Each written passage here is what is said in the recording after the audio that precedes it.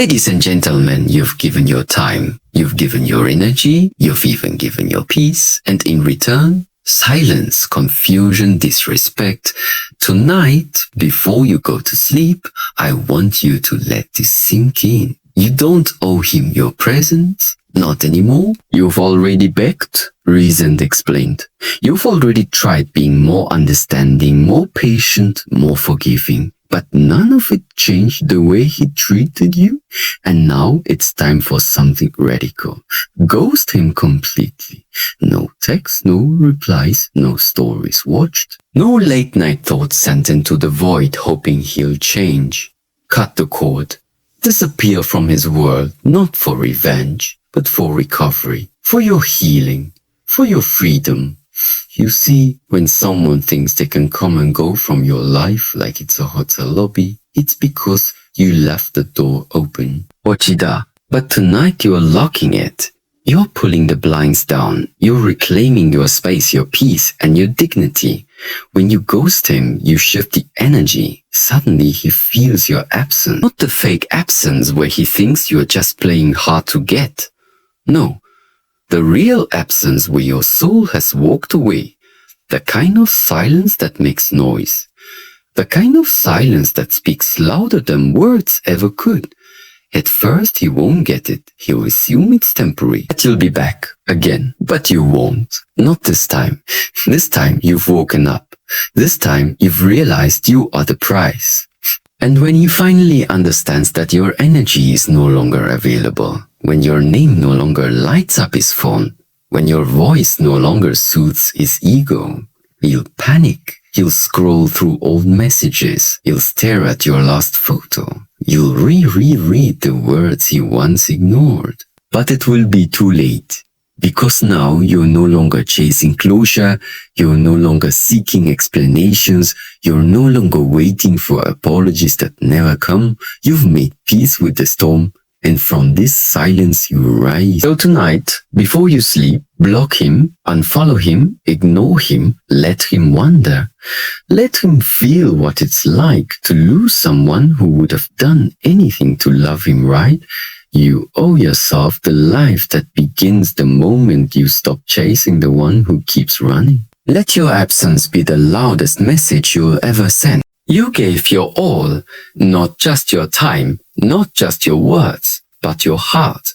Every text you sent, every moment you waited, every night you cried silently, hoping he would finally understand what he had. That was you, giving pieces of yourself away. And what did you get back? Inconsistency. Mixed signals, empty promises.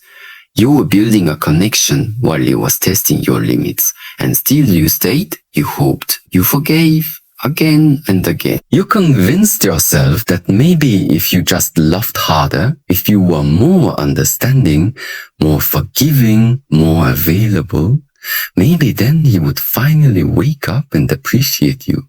But that's the trap, isn't it? You kept watering a dead plant, thinking it needed more of your care, when in truth, it was never going to grow.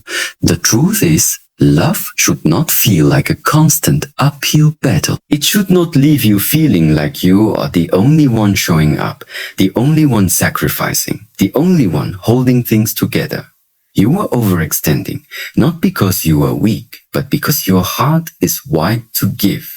But the hard truth is, not everyone deserves that kind of love. When someone continuously shows you that they don't value your presence, your kindness, your patience, your worth, then every moment you continue to give is a moment you're stealing from yourself.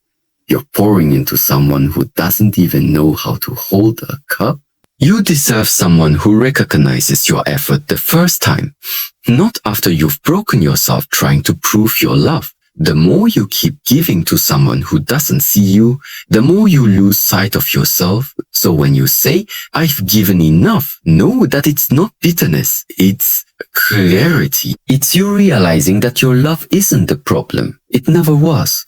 The problem was offering it to someone who was never ready, never serious, or worse, never deserving that deserving. There comes a point where words lose their meaning, not because you stopped caring, but because they keep falling on deaf ears. You've talked, You've pleaded. You've explained how you feel over and over, hoping this time he'd really heal, this time he'd finally change. But change never came. The same patterns repeated, same carelessness, the same coldness. And slowly, you began to realize that your voice was being drowned out by his indifference. That's when you need to understand something vital. It's about finally accepting the truth. He isn't listening, and you don't need to keep talking. When someone repeatedly disregards your feelings, when they dismiss your needs, when they minimize your presence in their life, you don't owe them another explanation. You don't owe them a warning. You owe yourself peace, and sometimes the only way to reclaim that peace is through silence. Ghosting in this case is not about being heartless. It's about being heart protective. It's about removing yourself from a space where your value is being diminished. It's the moment you realize that staying connected is costing you your emotional well-being. You're not shutting them out to be cold. You're shutting down the cycle. You're choosing to stop bleeding emotionally for someone who barely notices your wounds. You're no longer begging to be seen.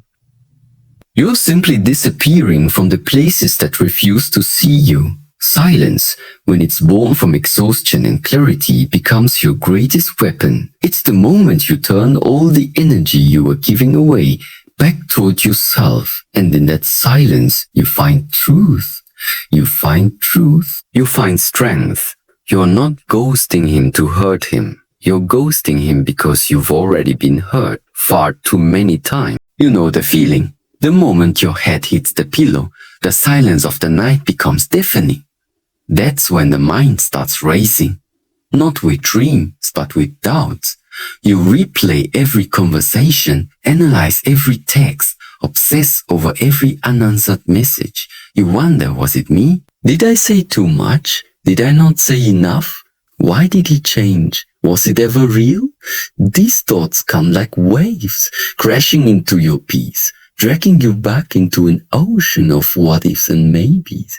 And no matter how tired you are, you can't seem to shut them off. Because your heart still wants answers your mind can't find. And in the quiet of the night, those missing pieces echo the loudest. But here's the truth. This cycle is exhausting you.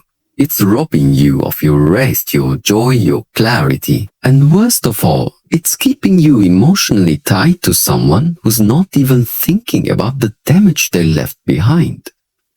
Every time you overthink, you give more power to someone who already took too much. You feed the illusion that there's still something to fix. But how can you fix something when you're the only one trying? You were never meant to carry this alone. You were never meant to stay stuck in emotional limbo while he moves on without accountability.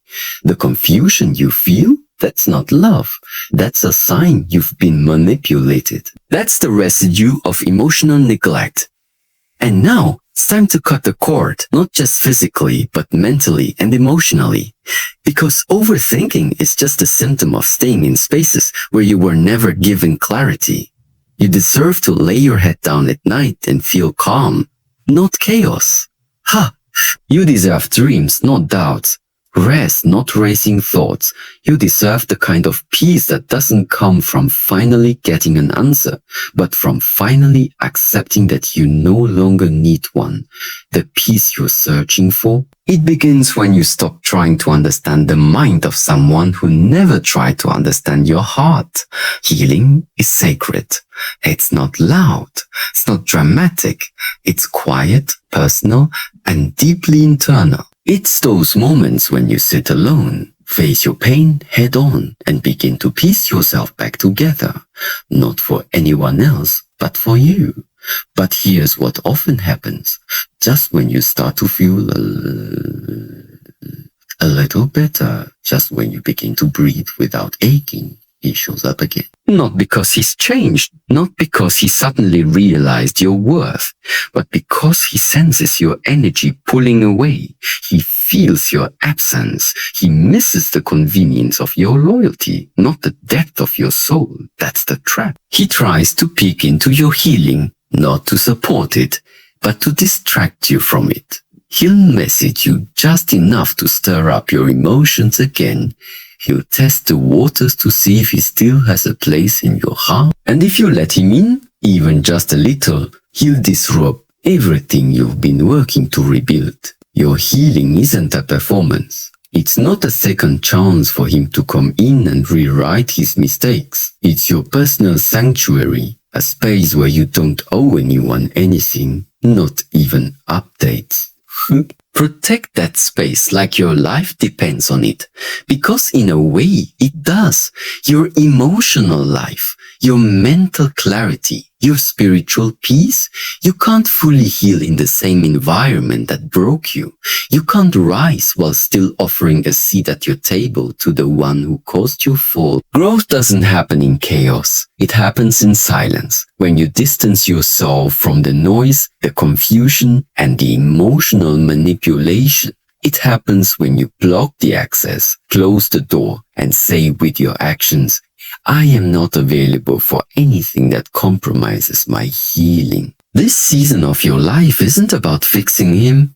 It's about finding you. And that journey requires stillness, protection, and absolute commitment to your own well-being. There is a certain kind of silence that shakes people, not the kind born from anger or games, but the kind born from finality, from self-respect, from clarity. When you stop calling, stop checking, stop showing up where you used to, that silence becomes louder than any argument you ever had. Your absence isn't just space, it's a message. It's everything you ever wanted to say, but finally realized you was never ready to hear. It's your boundaries taking shape. It's your energy retreating from a place it was never valued. And when you disappear without explanation, without drama, without chasing, it hits different. He may not notice it immediately. At first, he might even feel relieved, thinking you're just giving him space, assuming you'll be back. But as the days stretch on, as the notifications stay empty, as your energy stops feeding his ego, the reality will hit him. And it won't be gentle, because now the attention he used to take for granted is gone. The loyalty he once relied on vanished. The love he didn't nurture, distant. He'll start to feel something unfamiliar, the weight of your absence.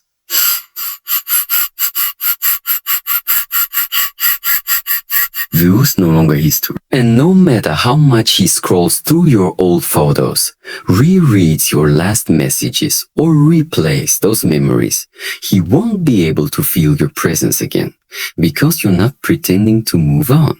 You have moved on. This isn't silence for attention. This is silence for protection. This is silence for protection. This is the kind of absence that shakes his reality, not because you left with fireworks, but because you walked away with grace and with nothing left to prove.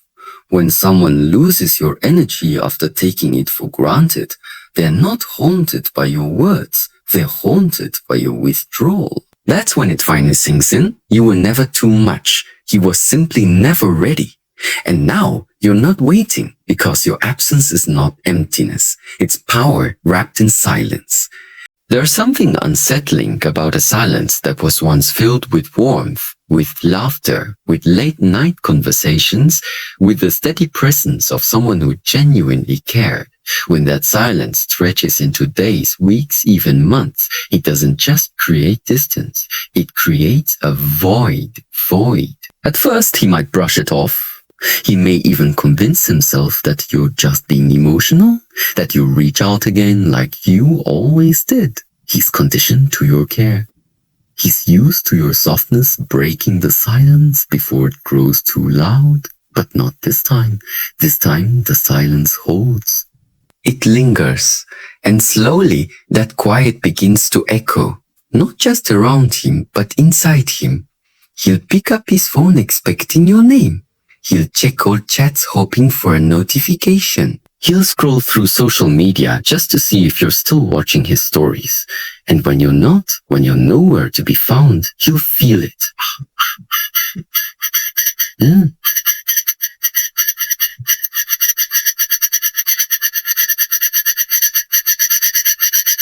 The silence that once felt like freedom to him now starts to feel like punishment. Not because you're trying to hurt him, but because you finally stopped giving him access to your voice, your emotions, your love, and suddenly the energy he dismissed becomes the one thing he craves. He'll remember the way you used to check on him, even when he ignored you, the way you used to care, even when he gave you nothing in return. He'll replay those little moments. The kindness in your words, the gentleness in your voice, the depth in your eyes, all the things he was too distracted or too selfish to fully appreciate. And now he's left with silence. Not the kind that invites a response, but the kind that declares, I'm done. No words could shake him like this silence does. No argument could pierce him the way your calm withdrawal does. Because when you stop fighting, when you stop reaching, when you stop reacting, that's when he realizes he's not just losing your attention. Let's make one thing clear. This isn't about payback. This isn't about making him suffer or playing games to make him miss you. That would mean you're still giving your energy to him, still letting him control your peace, but you're beyond that now. You're not ghosting him because you're bitter. You're doing it because you're finally choosing. You've spent enough time trying to fix things, trying to explain your feelings, trying to understand his behavior, trying to shrink yourself to be easier to love. But none of it changed the outcome. None of it brought you the emotional safety you needed. And now your silence isn't an act of war, it's an act of self-preservation. You're not disappearing to teach him a lesson. You're disappearing because you've learned yours. You've learned that love doesn't require suffering. That being available to someone who isn't emotionally present isn't loyalty. It's self-abandonment.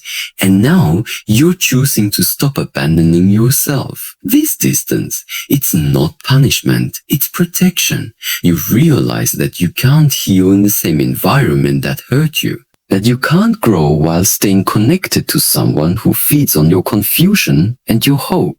So you step back, quietly, calmly, not to make a scene, but to make space. Space for peace, space for clarity, space for healing. Because every time you reopen the door to someone who doesn't honor your heart, you set yourself back. Every time you respond out of loneliness, you re-enter a cycle that's never changed. So now you're choosing something harder but more honest. You're choosing to let go without explanation. You're choosing to prioritize your own heart over the chaos of trying to keep him in your life. And that's not revenge. That's growth. That's what real strength looks like. This isn't about what he feels when you go silent. It's about what you reclaim when you do. Let's stop romanticizing pain. Let's stop pretending that staying longer, tolerating more, and endlessly forgiving someone who keeps crossing the same lines is strength. It's not. Real strength is knowing when enough is enough and having the courage to act on that truth, even when your heart still cares. You're not ghosting him to manipulate. You're not pulling away to make him chase you. This isn't a power play. This is the final move in a game you never wanted to play in the first place. A game where honesty was met with avoidance, love was met with neglect, and loyalty was answered with inconsistency. You were never here to compete for his attention. You were never meant to be part of some emotional tug of war where he pulls you close only to push you away again. You gave him opportunities. You gave him grace. You stayed far longer than most would have. And through it all, you kept hoping he would finally choose you the way you chose him, openly, fully, and without hesitation. But all you got in return was uncertainty. So now you're not being cold, you're being clear, you're not being heartless, you're protecting your heart. You're not playing hard to get. You're removing yourself from a cycle that only got harder to survive. You've outgrown the idea that love has to hurt, that being chosen has to be earned through suffering. You're no longer willing to accept crumbs when you know you bring a feast to the table. And that's why this silence, this disappearance isn't about punishment. It's about permanence. Because walking away isn't weak, it's a declaration. A quiet, powerful message that says, I know who I am, I know what I deserve. And I'm not going to settle for anything less, not even from someone I once wanted more than anything. There is power in refusing to beg. There is dignity in letting go without noise. There is freedom in choosing yourself even when it hurts. And that's exactly what you're doing now. Not to win, not to get a reaction, but to finally end the game that was never built on love in the first place. There's a turning point in every story. A moment where the pain no longer drives you, where the desperation finally gives way to peace, and where the silence you once feared becomes the very thing that sets you free. That moment, it begins the instant you stop reaching out. Because every message you sent that went unanswered, every call you made that was ignored, every effort you gave that wasn't matched, they weren't just acts of love. They were also silent cries to be seen, to be valued, to be chosen. But what happens when those cries echo into nothingness? You start to realize something painful but liberating. You can't make someone love you by proving your worth. You can't force someone to show up, no matter how loud your heart is. And so you stop reaching not out of pride, but out of wisdom.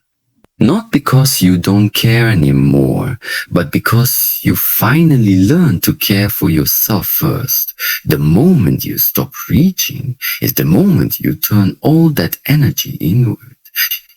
You stop investing in someone who was draining you and start pouring into the parts of yourself that were left empty. And that is where true healing begins, not when you get closure from them, but when you choose to give closure to yourself. Silence then is not the end, it's the beginning of your comeback, the beginning of reclaiming your self-worth, the beginning of rediscovering who you are without the weight of chasing someone who didn't want to be caught. And here's what's even more powerful. When you go silent, truly silent, it forces the world around you to adjust. It shifts the dynamic. It creates space for your voice to echo within your own life, not just within someone else's. And slowly, day by day, you stop checking your phone for their name. You stop waiting. You stop wondering, and you begin healing. Not all healing is loud. Sometimes it's just a quiet choice to stop texting, to stop explaining, to stop proving, to stop needing answers that will never come. Your silence is not weakness, it is your rebirth. So tonight, as the world quiets down and you're left alone with your thoughts, choose peace. Not the kind that begs to be understood, but the kind that no longer needs permission to let go. You've poured love into someone who couldn't receive it. You've begged for clarity in places where silence was the only answer, but no more. Now, you walk away with nothing in your hands, no apology, no closure, no validation, just yourself, and that's more than enough. Let your silence speak. Let your absence echo. Let your comeback begin, not for him to see, but for you to finally feel. Because the version of you that once stayed silent, that once waited, begged, broke, she doesn't live here anymore. The woman rising now, she chooses peace over chaos. She chooses self-respect over attachment. She chooses her own voice over someone else's silence. And when you finally choose yourself, everything changes.